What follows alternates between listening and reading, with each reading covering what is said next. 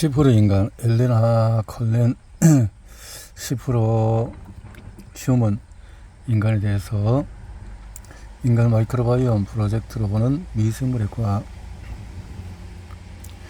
기생적인 흡충에 감염되지 이런 숙주기형 감염돼서 이것은 뭐예요? 감염이 되니까 이렇게 기형아가 생기는데, 엘레나 볼트와 앤드를 그리고 그의 누나에 열린 누나와 이렇게 성장하면서도 얼굴이 외형이 뭔가가 정상적이지 않다라는 거죠.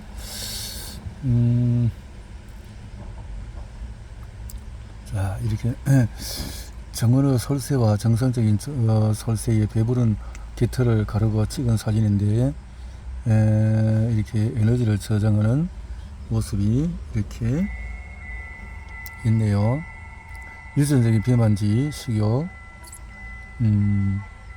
미국 성인의 비만 추세가 이렇게 많이 증가하고 있다. 미국에서 예전과 달리 이렇게 차이가 나네요. 비만이 왜 그럴까요? 뭔가가 잘못됐다는 거죠. 음식이 이렇게 이건 왜 이럴까요? 자, 어린 묵은지에게 비피도박테리움 인판티스. 이 실험은 미생물 연구에서 새로운 지평을 열었다. 장내 미생물 총은 단순히 신체적인 건강뿐만 아니라 정신 건강에도 변화를 일으킬 수 있다. 게다가 장내 미생물총이 초기에 교란이 된다면 그 효과는 곧바로 유년 시절에 나타나기 시작하는 것 같다. 우리의 뇌는 어린 시절에 집중적으로 발달한다. 인간의 뇌는 태어나면서부터 약 1000여 개의 뉴런이 활동한다. 그러나 이것들은 기본 건축 자재일 뿐이다. 제대로 된 건축을 짓기 위해서는 시냅스, 연접이라고 부르는 뉴런의 연결고리들을 세심하게 이어줄 장인의 손길이 필요하다. 이런 시절의 경험은 그 시점에 형성되는 시냅스에게 어떤 경험은 간직하고 어떤 경험은 버리라고 지시한다. 매일매일의 생활에 새로운 자극으로 가득 찬 유아 시기에 아기의 뇌에서는 매초에 약 200만 개의 새로운 시냅스가 형성되는데, 이들은 각각 학습과 발달의 새로운 잠재력을 제공한다. 건강한 뇌는 기억과 망각이 완벽하게 균형을 이루어야 하므로 유년기에 형성되는 시냅스 대부분은 버려질 것이다. 이른바 쓰지 않으면 잃는다는 법칙에 따라서 주기적으로 보강되지 않는 시냅스는 우리의 착하고 예쁜 뇌에서 떠날 수 있도록 솎아내어진다. 물론 처음에는 엘렌의 자폐의 원인에 대한 수수께끼를 풀고자 한 것은 아니었다. 대신 엘렌은 질병이나 뭔가에 노출되는 갑작스럽게 일어난 사건이 앤드류를 병들게 했을 가능성에 대해서 관심을 가졌다. 엘렌은 과학자가 지내야 할 가정을 위한 자세인 열린 사고, 회의론적인 사고방식이 완벽하게 균형을 이룬 사람이었다. 또한 컴퓨터와 프로그래머라는 직업 덕분에 일련의 논리적인 과정에 따라서 흩어진 퍼즐 조각을 끼워서 마치 하나의 가설을 끌어내는 일에 익숙했다. 의학이나 과학적인 훈련을 받은 적이 없었지만 엘렌은 본능적으로 앤드류를 관찰하는 것부터 그 일을 시작했다. 저는 앤드류를 잘 지켜보았습니다. 그리고 무엇이 그를 지금처럼 행동하게 하는지를 생각해 보았습니다. 앤드류는 제가 주는 음식을 먹으려고 하지 않으면서 병난 모였지나 화장지 휴지는 입에 넣었어요. 무엇이 앤드류를 이렇게 만드는지 모르겠습니다. 앤드류는 자기 몸에 다른 사람의 손이 닿거나 주위에 큰 소음이 날 때면 아주 고통스러워했습니다. 무엇이 그를 이렇게 힘들게 하는 걸까요?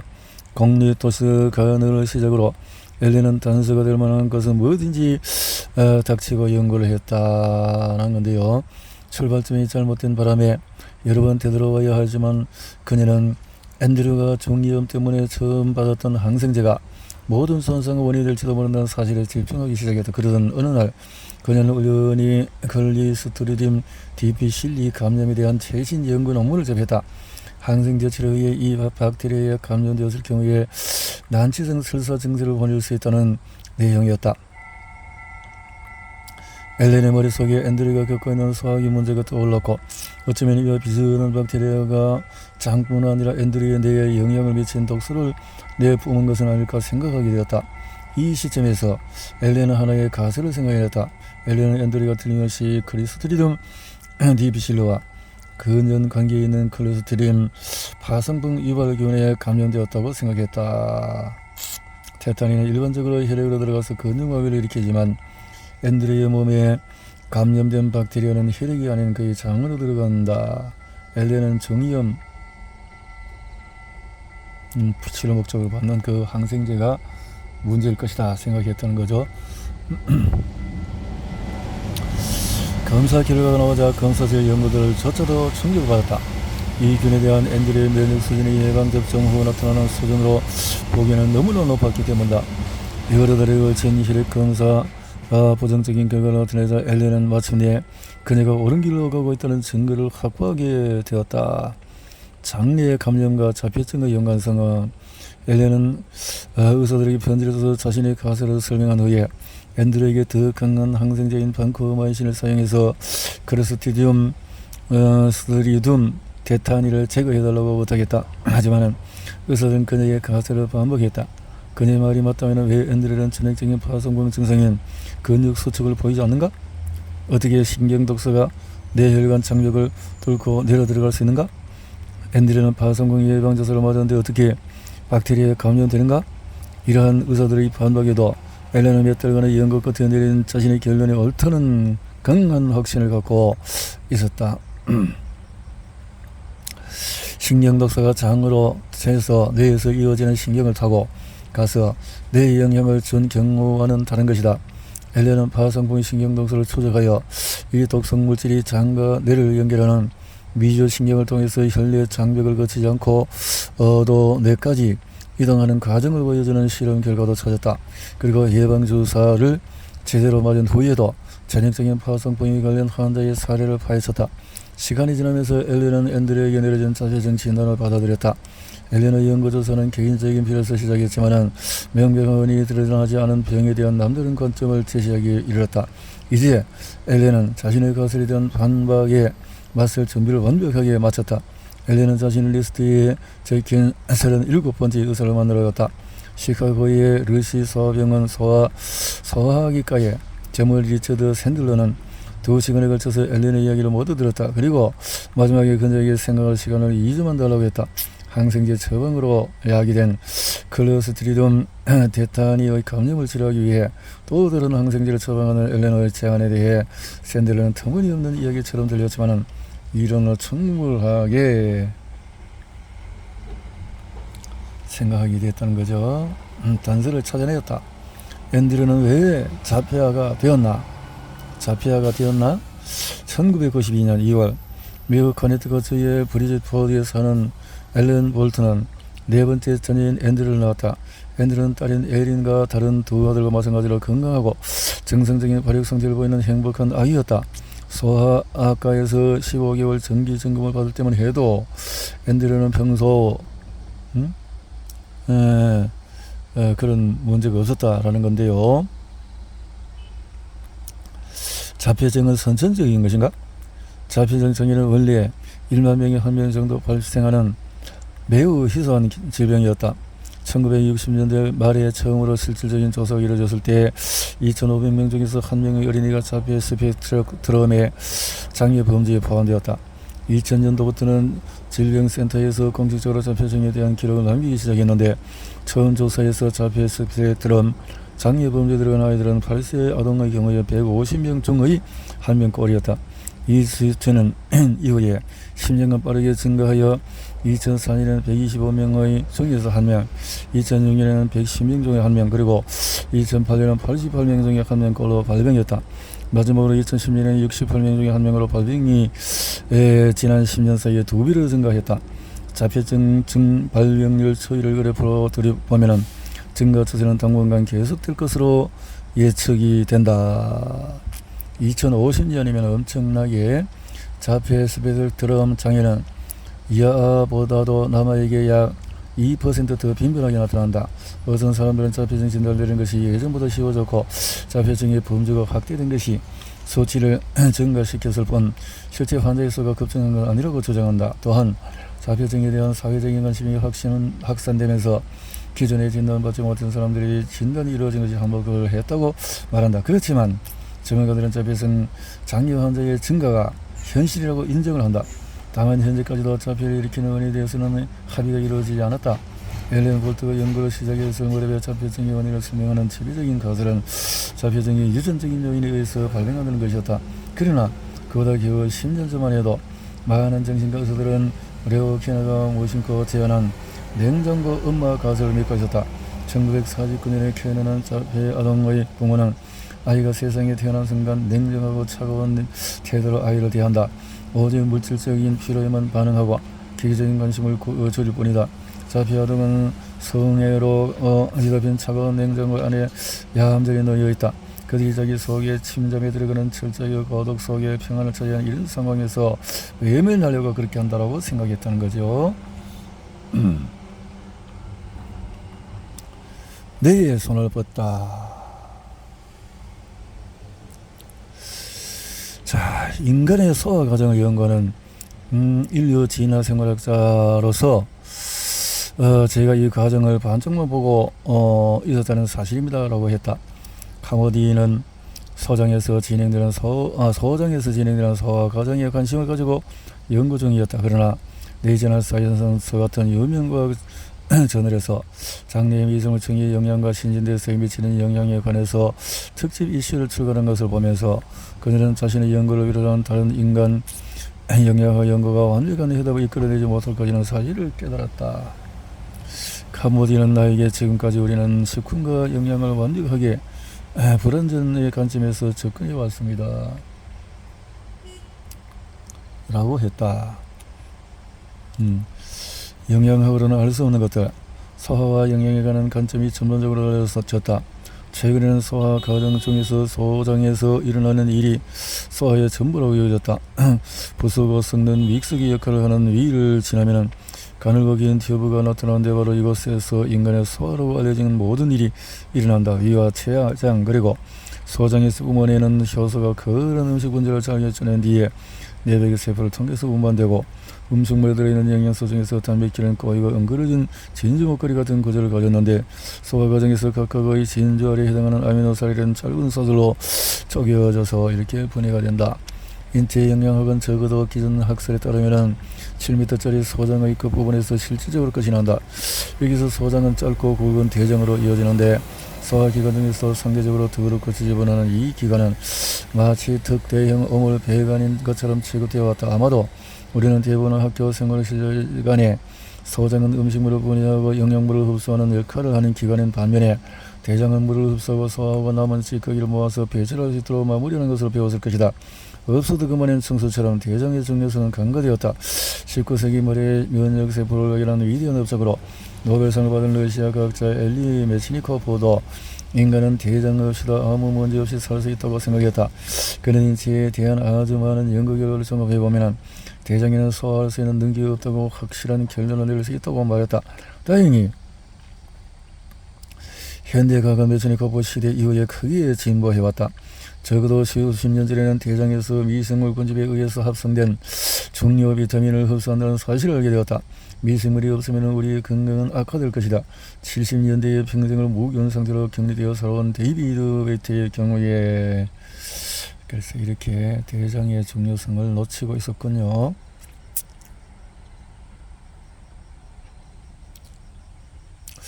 숙주의 몸을 변형시키는 것은 기생생물의 진화적인 적응도 생식의 가능성을 높이는 한 방법이다. 그런 한 가지가 더 있다. 바로 숙주의 행동을 변화시키는 것이다. 이렇게 미생물이 그렇게 하더라는 거죠. 숙주를 조정하는 미생물. 파푸아뉴기니가 열대우림을 떠나다는 데가 무심코 눈높이쯤에 달린 나뭇잎을 뒤집어보면서 개미가 입으로 연맥을 꼭 문쳐주고 있는 모습을 보았다.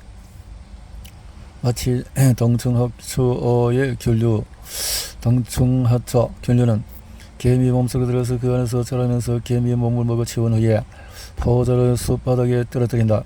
개미의 몸속에 자리를 잡는 것은 번식에 필요한 에너지를 얻는 영리한 전략이다. 그러나 개미는 이 균류를 위해서 그 이상의 일을 한다. 일단 동충하초에 감염되면 개미는 좀비로 변한다. 좀비가 된 개미는 자신의 공동체를 위해서 땅에서 수행해야 할 일상적인 임무를 망각한 채 무작정 나무 위로 올라간다. 땅에서 약 150cm 정도 높이에 도달하면 좀비 개미는 나무에서 북쪽을 향해 달려있는 잎을 골라 뒷면의 연맥에 턱을 깊숙이 박아놓고는 그 상태로 꿈쩍도 하지 않는다. 곧이어서 동충하처럼 개미의 몸을 양분 삼아 자라면서 좀비가 된 개미의 목숨을 빼앗는다.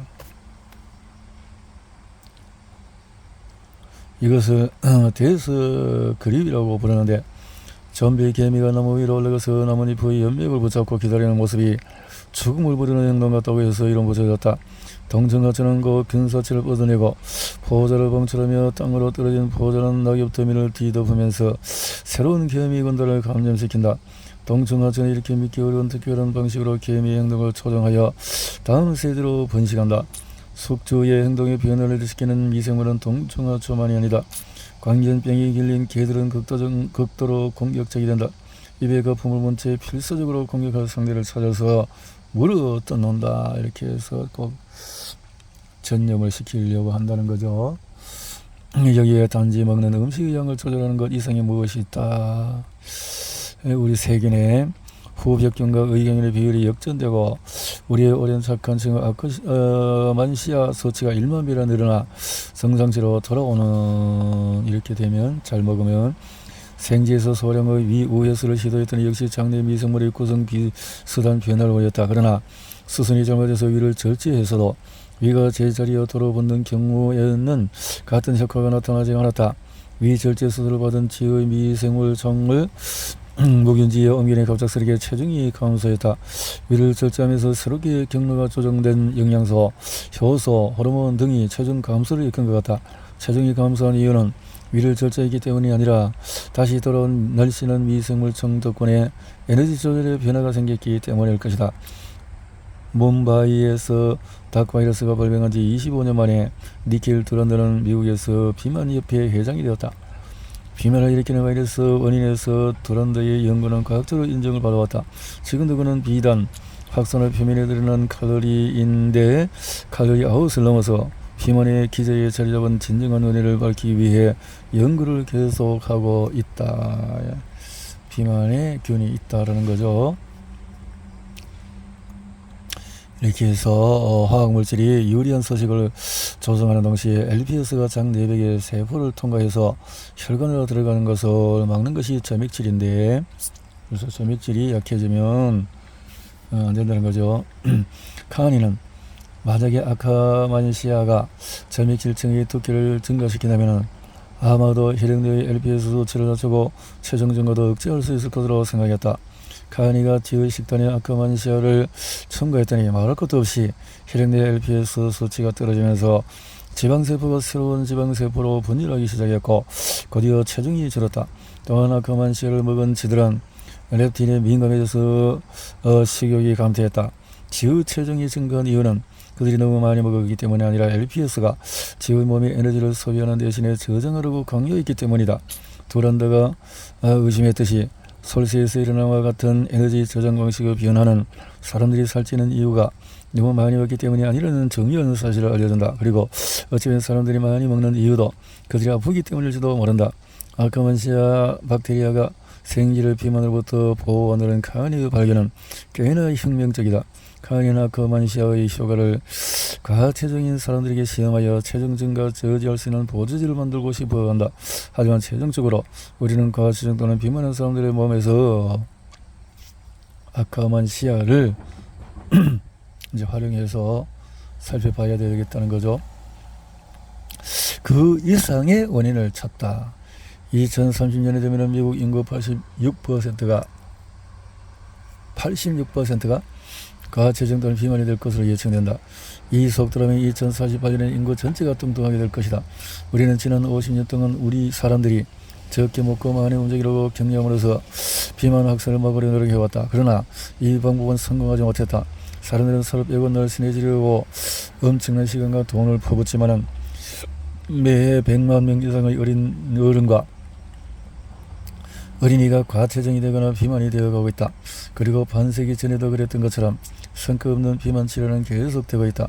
현재로서 비만에 대한 유일하면서도 지속적으로 효과를 나타내는 치료법은 위우해술이다.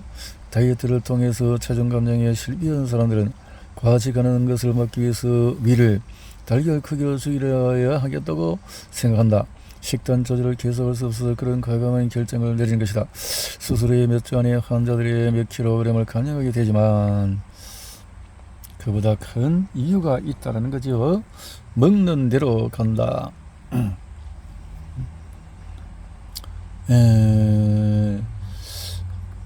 토양의 아모니아 산화균, 채취의 대부분은 에크린샘이 분비하는 암모니아 섞인 땀이 아니라 아포크린샘 냄새선에서 유래된다. 암모니아 섞인 땀 때문일까? 채취? 아포크린샘에서 유래된다. 채취. 아포크린샘은 겨드랑이나 사타구니에 주로 분포하는데 모두 성과 관련된 것이다. 이 땀샘은 사춘기 전까지 크게 작용하지 않다가 사춘기에 의해 냄새가 나는 땀을 배출한다. 땀에서 나는 냄새는 일종의 성 페로몬으로 작용하여 상대에게 자신의 건강이나 생식 능력에 대한 정보를 알린다. 원래 아포크린샘이 방출하는 땀은 냄새가 없다. 우리의 미생물, 피부 미생물이 땀과 섞이면서 그것을 냄새나는 방향물질로 전환해야만 냄새를 갖게 된다. 따라서 정확히 어떤 냄새가 나는지는 우리가 어떤 미생물을 가지고 있느냐에 따라서 달라지는 것이다. 씻고 데오드란트를 바르는 것은 냄새를 유발하는 박테리아를 제거하거나 또 냄새 자체를 다른 향으로 덮어버리는 일이다. 그런데 이 과정에서 우리는 피부의 미생물청을 개조하게 된다. 그리고 특별히 민감한 박테리아인 암모니아 산화균은 천천히 자라기 때문에 매일 그들을 치는 화학물질의 폭격에 가장 심하게 영향을 받는다. 히틀록에 의하면 암모니아 역설적인 것은 우리가 좋은 향기를 풍기기 위해 화학물질로 몸을 씻고 데오드란트를 사용하는 것이 도리어 악순환을 일으키는 것이다. 비누와 데오드란트는 우리의 암모니아 산화균을 죽인다. 암모니아 산화균이 없으면 피부에 사는 다른 박테리아가 해를 입는다. 그래서 변화된 박테리아 조성 때문에 우리의 땀이 불쾌한 냄새를 가지게 된다. 그러면 또 우리는 비누로 땀을 닦아내리고 데오드란트로 불쾌한 냄새를 없앤다. 에이어 바이옴은 아모니아 산화균을 키우는 것이 이 끝없는 악순환의 고리를 끊는 방법이라고 제시한다. 물론 우리는 진흙에 그르거나 오염되거나 화학물질이 처리되지 않은 물 찾을 수 있다면 그래서 매일 수영하여서 아모니아 산화균을 얻을 수 있다. 그러나 에이어 바이옴 연구진과 히틀록은 그들에게 말한 에이어 플러스 미스트 스프레이를 사용해서 해결할 수 있다고 제안한다. 이 스프레이는 맛이나 냄새 모두 그냥 물 같지만 토양에서 배양한 살아있는 니트로소모나스 유트로파가 들어있다. 현재 에이어는 화장품으로 분류되었기 때문에 효과를 입증하지 않아도 판매할 수 있지만 과학적으로 효과를 입증하는 것이 이들의 다음 목표이다. 미생물들이 서식하는 장내강에 이렇게 점액질을 좋아하는 미생물들이 있다는 점액질층을, 그래서 장내백을 형성하는 단일 세포층이 안에 있고 이렇게 미생물이 살 수 있도록 점액이 좋아야 된다는 거죠. 아카만시아의 효과는 앞에서 보았듯이 이론적으로는 식단에 들어있는 잉여 열량을 알면 얼만큼 체중의 증가할지를 계산을 할 수 있다. 권장 열량보다도 얼마 칼로리에서 이렇게 섭취할 수 있고 이렇게 증가할 것이다. 하지만 실제로는 이런 식의 계산이 통하지 않는다. 체중 증가에 관한 초기 연구에서도 단지 초과 열량의 합산으로 체중 증가량을 계산하지는 않는다. 한 실험에서 12쌍둥이에게 일주일에 6일씩 총 100일에 걸쳐서 매일 권장 열량보다도 1000칼로리가 초과한 식단을 주었다. 몸에 필요로 하는 것보다도 총 84,000칼로리를 더 섭취한 셈이다. 이론적으로라면 모든 사람의 체중은 정확히 11kg이 증가해야 한다. 하지만 현실에서는 이 단순한 공식이 적용되지 않았다. 체중 증가가 섭취량과 소비량의 계산을 통한 예상 수치를 크게 벗어나 극적으로 다양하게 나타나는 사실에서 솔세 효과가 철새나 월등하는 동물에게 한정된 메커니즘이 아님을 알 수가 있다. 물론 근본적으로 이 열역학 법칙은 기각될 수가 없다. 체중을 유지하려면 에너지 유입량과 에너지 유출량이 같아야 한다. 그러나 체내에서 일어나는 메커니즘은 단순히 우리가 얼마만큼 먹고 움직이느냐를 넘어서 우리 몸이 실제로 흡수하는 열량과 그 열량을 소비하거나 저장하는 수준을 조절한다는 것이다. AD36은 이 사실을 보여주는 좋은 예다. 일반적으로 피하 지방이나 내장지방 조직은 비어있는 상태로 대기하다가 에너지 저장 시기가 찾아오면 지방을 축적한다. 그런데 AD36에 감염된 닭에서는 저장할 만한 잉여 에너지가 많지 않은 상황에서도 지방세포가 지방을 축적한다. 그렇다고 닭이 모이를 더 먹지도 않는다. 바이러스는 닭에게 다른 곳에 쓰일 에너지를 대신 가져다가 저장하라고 몰아붙이기 때문이다. 그렇다면 인간의 비만에서도 이와 비슷한 일이 일어나는가? 그렇다는 거지. 안 씻어도 깨끗한 사람들은 뭘까? 안 씻어도 누구나 한 번쯤은 샴푸나 비누 같은 세정 용기에 적힌 성분표를 읽으면서 기분 좋은 냄새를 삼키는 기분을 주기 위해서 들어보지도 못한 화학약품들이 얼마나 많이 사용되는지 생각해 본 적이 있을 것이다. 물론 우리의 피부는 샤워젤이나 보습제, 데오드란트 없이도 알아서 건강하게 유지될 것이다. 열대 우림지역에서 지내다 보면 지독한 냄새를 풍기는 것은 하루에 한 번 이상 씻고 발한 억제제로 번복된 외지인들이지만 이 지역 원주민이 아니라는 것을 알 수가 있다. 지역 원주민은 안 그렇다 이 말이죠. 지독한 냄새를 풍기는 것이 냄새가 오히려 더 풍기게 된다는 건데요. 가장 단순한 방식으로 살아가는 부족민들은 몸을 자주 닦지 않고 비누 한번 쓰지 않지만은 데오드란트 없이도 나쁜 체질을 풍기지 않는다. 파푸아 동아프리카의 오지를 연구하는 인류학자 동물학자인 기타 카스탈라는 부족민을 개인의 위생 정도에 따라서 그룹으로 나누었다. 첫 번째 그룹은 소금문화와 거의 접촉이 없는 사람들이다. 카스탈라는 이 사람들은 일부러 시간을 내어 씻는 일이 없다. 그들은 대체로 1980년대에 만들어진 재활용 합성섬유로 만들어진 옷을 입는다. 합성섬유. 카스탈라는 이 그룹의 그런 놀라울 정도로 자극적인 냄새를 풍긴다. 그들은 비누를 사용해서 제대로 몸을 씻는다. 하지만은 왜 몸을 씻고 옷을 빨아야 하는지는 이해하지 못한 채 그저 그리야 하나보다 하고 씻을 뿐으로 매주 매달 아니면 좀 더 드물게 씻는다라고 묘사한다. 마지막 그룹은 석유 기지나 벌목 회사에서 일하면서 완전히 소금 문화에 물든 사람들이다. 그들은 비누와 물비누 등으로 매일 씻는다.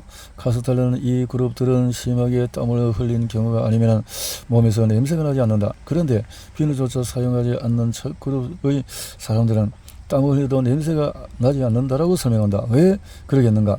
근대화된 사회에 사는 사람들은 대부분 하루나 이틀만 씻지 않아도 사회가 허용할 수 없을 정도로 냄새가 나고 기름기가 돈다. 그런데 비누도 뜨거운 물도 없는 열대지방의 오지에 사는 사람들은 어떻게 청기를 유지하는 걸까? 바이옴이라는 새로 창립된 생명공학 회사에 따르면 이것은 모두 매우 민감한 미생물 그룹과 관련된 현상이다.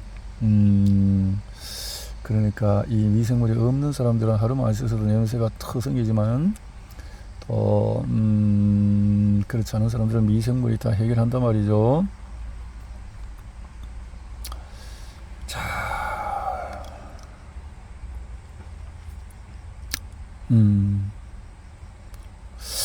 기저혈관 뇌세포들이 공격을 받으면 행동 선택에 차질이 생긴다. 아니면 스톱 또는 결정을 내리지 못한 채 그냥 스톱을 부를 수도 있다. 뇌의 지시를 자동으로 따르는 근육은 동시다발적인 명령을 받게 되고 우연하게 결정을 내린 대신에 파킨슨병과 같은 경련을 일으킨다. 집에 들어오면 등을 켜고 현관문을 잠근 뒤에 손을 씻는 일상의 습관 또한 뒤죽박죽이 된다. 강박적으로 손을 씻는 강박장애 환자의 행동을 설명할 수 있는 재미있는 가설이 있다. 조금 전에 나는 어떤 박테리아들은 손을 씻은 직후에 더 빠르게 증식한다고 말했다. 바로 연쇄성 구균 박테리아다. 이는 아마 다수의 경쟁자 많은 정신건강질환, 더 적절히 말하면 신경정신학적인 장애가 기저핵, 기능장애나 연쇄성 구균과 연관이 있는 것은 어려운 일이 아니다. 터렛 증후군의 음성틱, 운동틱 증상을 생각해보면 그것은 의식 속에서 흐르는 장난기를 억누르지 말라는 기적의 결정이 실패로 돌아가는 결과인지도 모른다. 연쇄성 구균 감염은 여기서 중요한 역할을 한다. 과거에 악질 연쇄성 구균에 여러 차례 감염된 아이들은 터렛 증후군이 발병할 가능성이 14배나 높기 때문이다. 파킨슨병, 주의력 결핍, 과잉 행동장애, 불안장애 역시 연쇄성 구균과 기저핵 손상에 관련이 있다. 하지만 나는 연쇄성 고gin에 번식하지 못하도록 손을 씻지 말아야 한다고 주장하는 것은 아니다. 손을 씻지 않으면 연쇄성 고gin보다 더 흔하게 나타나는 다른 미생물에 감염될 것이기 때문이다. 미생물을 그들이 속한 장소, 예를 들어서 대변에서 그들이 있어서는 안 되는 장소, 예를 들어서 입이나 눈으로 옮겨서 말이다. 항균 비너가 손에서 연쇄성 고gin이 한시적으로 우점하는 것을 촉진하는지는 알려지지 않다. 그러나 강력한 기회주의자가 다른 미생물의 방어 공격에 익숙해지면 피부에 서식하는 유익균보다 항균 제품에 대한 내성을 확실히 더 빨리 진화시킬 수 있을 것이다. 대신에 화학 제품을 이용해서 박테리아를 죽일 수 있는 더 효과적인 그런 메커니즘이 바뀐다는 거죠. 우리는 이러한 렙틴 내성에서 정리한 힌트를 하나 얻는다. 비만 환자의 경우에 식욕 조절과 에너지 저장의 정상적인 메커니즘이 근본적으로 바뀌어 버렸다는 점이다.